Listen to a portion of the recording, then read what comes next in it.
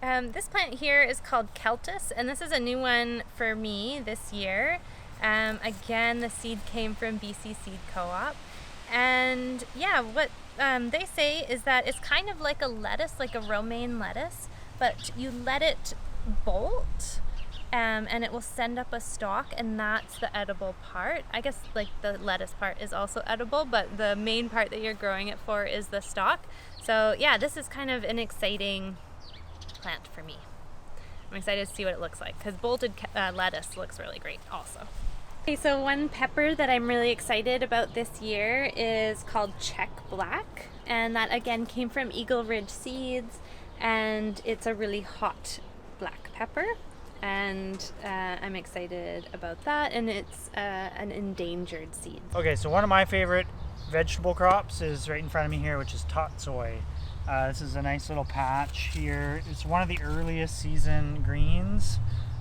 Really kind of, it's got a thicker kind of leaf to it, more like a spinach, say, than most lettuce. And yeah, really early. You can start it in March. And, we've been eating it now we're in April now. We've been eating it for almost 3 weeks. And it's just really yummy, crunchy. Even my daughter likes it, and she's not generally a fan of garden food yet.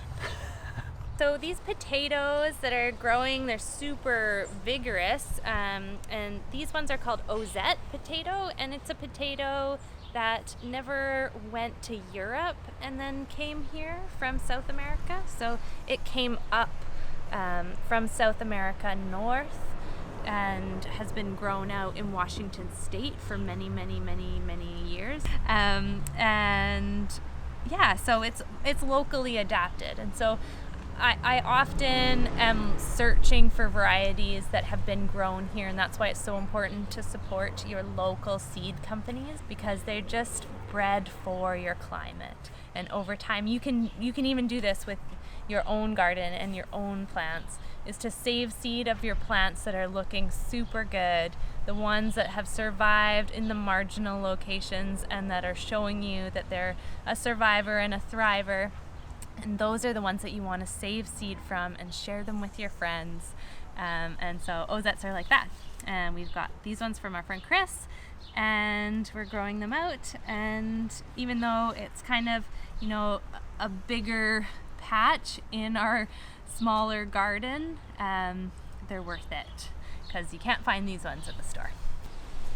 Okay, so another favorite for this time of the year, April, is radishes. You can seed radishes every day from February through to April, and so they're such a quick crop. 30 days till you get something like this. They fill a real niche in crop planting. So when you have a bit of a gap between something coming out and something going in, radishes can fill that niche with 30 days to maturity. So they're a really good thing when you don't know what else to do. You got a blank space, just plant some radishes.